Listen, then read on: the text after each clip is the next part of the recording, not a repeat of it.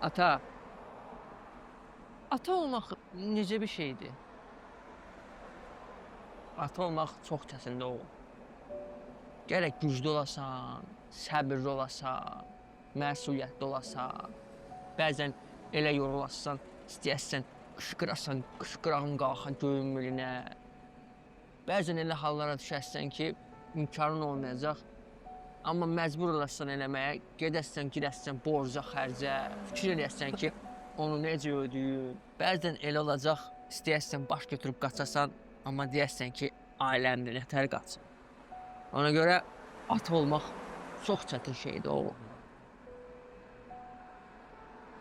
Və sən siqaret çəkirsən hə? Hə də ata, elə danışdım mən qruzdandım.